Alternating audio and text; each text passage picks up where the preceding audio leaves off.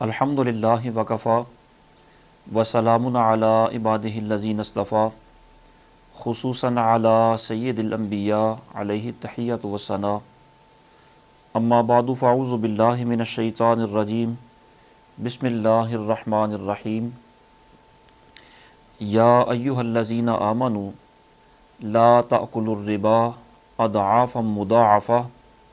واتقوا اللہ لعلکم تفلحون واتقوا النار التی اعدت للکافرین صدق اللہ مولانا العظیم۔ سورہ آل عمران کی 131 اور 130 نمبر آیت مبارکہ آپ نے سماعت فرمائی۔ اللہ کریم ارشاد فرماتا ہے، اے ایمان والو، سود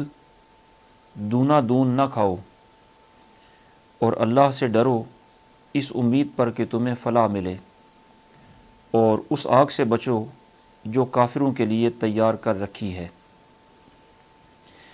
ان آیات مبارکہ کا پس منظر یہ ہے کہ زمانہ جاہلیت میں کفار عرب کا یہ دستور تھا کہ جب وہ کسی کو قرضہ دیتے اور ادائیگی کا وقت پورا ہو جاتا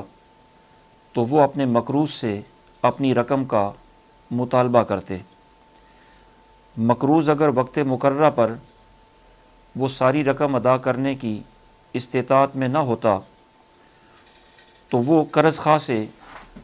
مدت کے اندر توسیع کی درخواست کرتا۔ قرض خواہ اسے یہ کہتا کہ میں مدت تو بڑھا دیتا ہوں لیکن شرط یہ ہے کہ تم رقم بھی بڑھا دو، تو وہ مجبوراً اس پر رضامند ہو جاتا۔ بعض اوقات ایسا بھی ہوتا کہ دوسری دفعہ توسیع کے بعد ادائیگی کا وقت بھی آ جاتا اور مقروض کے پاس اصل رقم اور بڑھائی گئی رقم مکمل نہ ہوتی تو وہ مزید مدت میں توسیع کی درخواست کرتا۔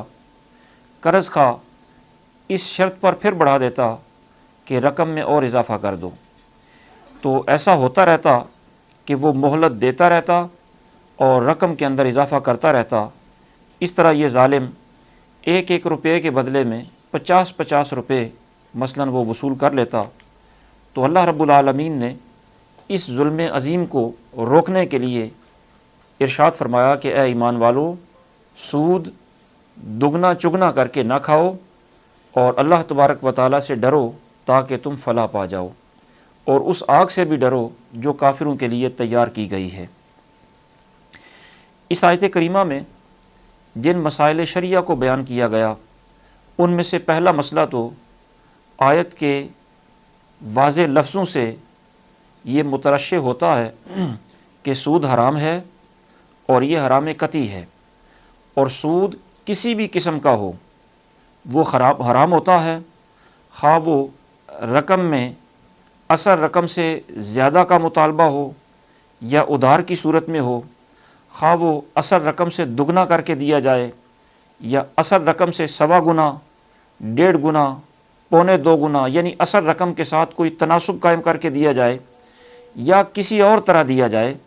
جس بھی قسم کا سود ہو وہ سود لینا بھی حرام ہے،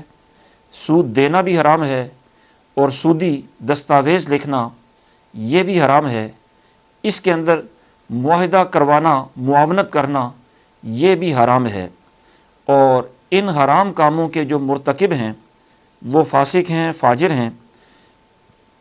اور اگر کوئی سود کو حلال سمجھے تو وہ دائرہ اسلام سے خارج ہو جاتا ہے کیونکہ وہ نص قرآنی کا منکر ہو جاتا ہے۔ دوسرا مسئلہ اسی آیت کریمہ سے علماء نے یہ بیان فرمایا کہ سود کی ممانعت کا حکم دیتے ہوئے اللہ رب العالمین نے ابتدا یا ایھا الذین آمنوا سے فرمائی۔ اس سے واضح یہ ہوتا ہے کہ سود اگر کوئی لین دین کرے تو وہ حرام کا، گناہ کبیرہ کا مرتکب تو ہے، لیکن اس گناہ کبیرہ سے بندہ ایمان سے خارج نہیں ہوتا بشرطے کہ اسے حلال نہ سمجھے۔ تو جس طرح سود کے ارتکاب سے بندہ ایمان سے خارج نہیں ہوتا، یہی حال تمام کبیرہ گناہوں کا ہے کہ گناہ کرنے سے وہ فاسق و فاجر اور گناہ گار تو ٹھہرے گا، لیکن وہ بے ایمان نہیں ہوگا، مسلمان ہی رہے گا۔ یہی وجہ ہے کہ اللہ رب العالمین نے اہل ایمان کہہ کر انہیں خطاب فرمایا۔ اسی طرح سورہ حجرات کی 9ویں آیت مبارکہ میں قتال کی حرمت کو بیان کیا، اور قتال کے حرمت کو بیان کرتے ہوئے اللہ رب العالمین نے یہ بھی ساتھ واضح فرما دیا کہ اگر کوئی قتال کرے ہے تو حرام،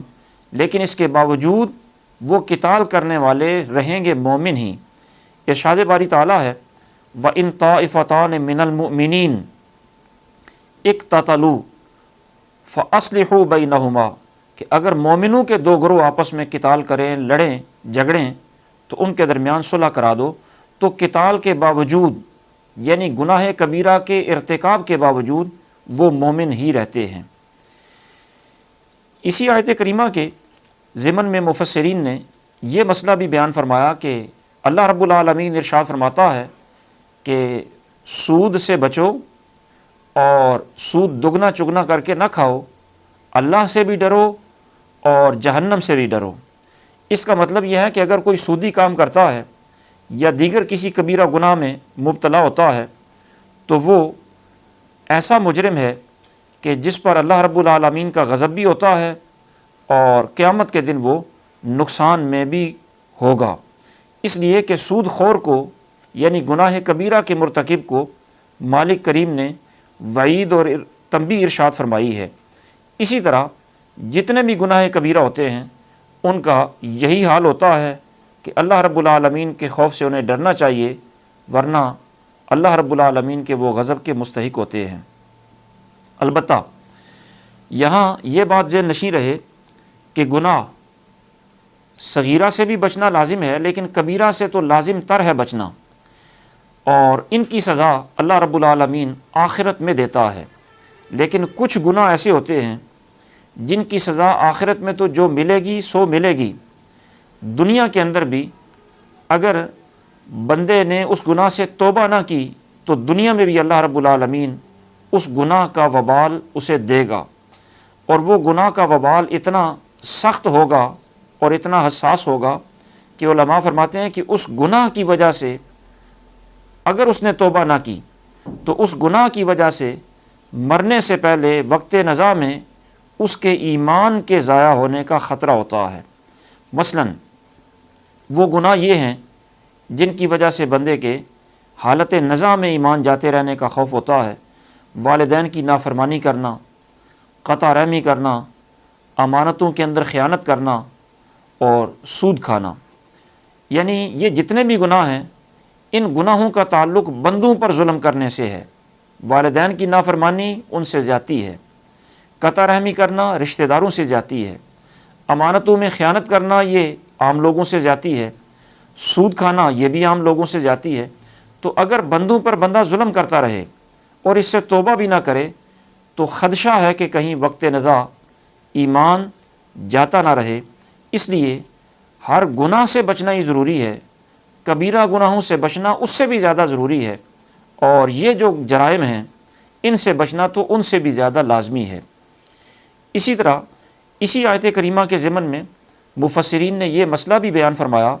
کہ اللہ رب العالمین نے سود کھانے سے منع فرمایا ہے۔ کسی محتاج اور ضرورت مند کی ضرورت پوری کرنے کے لیے اسے رقم ادھار دینے سے منع نہیں فرمایا، بلکہ اگر کوئی بندہ حسن سلوک کرتے ہوئے کسی کی ضرورت پوری کرتا ہے تو اس پر اجر و ثواب بھی دیا جاتا ہے۔ اور یہاں یہ بات ذہن نشیں رکھنی چاہیے کہ اگر آپ کسی کو قرض دیں تو اجر و ثواب کی نیت سے دیں، اور جب قرض کی واپسی کی مدت آ جائے اور مقروض کے پاس ادائیگی کے لیے وہ رقم موجود نہ ہو تو قرض خواہ پر واجب ہوتا ہے کہ اگر اس کے پاس واقعی حالات اچھے نہیں ہیں تو اسے مزید مہلت دے، یہ قرض خواہ پر واجب ہے۔ اور اگر مقروض رقم تو رکھتا ہے اور اس کے پاس وسائل تو ہیں رقم ادا کرنے کے لیے، قرض واپس کرنے کے لیے، لیکن وہ خواہ مخواہ ٹال مٹول کرتا ہے تو اس پر شدت کرنا بھی جائز ہے، سختی کرنا اس پر جائز ہے، اور اس کا ٹال مٹول کرنا یہ شریعت کے اندر سخت ناپسندیدہ اور ناجائز ہے۔ اور اسی آیت کریمہ کے ضمن میں اللہ رب العالمین نے چونکہ فرمایا کہ جہنم سے بچو اعدت للکافرین، جو کافروں کے لیے تیار کی جا چکی ہے، اس سے علماء نے یہ مسئلہ بیان فرمایا کہ جنت اور دوزخ یہ دونوں اہل ایمان اور کفار کے لیے تیار کی جا چکی ہیں۔ یہ جب بن چکی ہیں، تیار کی جا چکی ہیں، تو یہ اس وقت بھی موجود ہیں، اگرچہ ان میں داخلہ قیامت کے بعد ہوگا۔ اہل ایمان اور نیک عملوں والے جنت میں جائیں گے اور فساق و فجار اور کفار جہنم میں جائیں گے، داخل تو قیامت کے بعد ہوں گے، لیکن بنی ہوئی یہ اس وقت بھی موجود ہیں۔ ان کے بارے میں یہ سمجھنا کہ یہ بعض وہمی چیزیں ہیں، تصوراتی چیزیں ہیں، یا یہ ابھی نہیں بنی، قیامت کے بعد بنیں گی، ان کا مقصد ہی قیامت کے بعد ہے، یہ ساری ان میں تعویلیں کرنا، یہ قرآن میں تحریف کرنا ہے، جب قرآن مجید واضح طور پر بیان فرما چکا کہ یہ متقین کے لیے جنت تیار کی جا چکی ہے اور کافرین کے لیے جہنم تیار کی جا چکی ہے، تو اس پر ایمان رکھنا چاہیے کہ یہ اب بھی موجود ہیں اور تیار ہیں، اگرچہ داخلہ قیامت کے بعد ہوگا۔ دعا ہے اللہ رب العالمین انہی کلمات کو شرف قبولیت عطا فرمائے۔ وما توفیقی الا باللہ العلی العظیم۔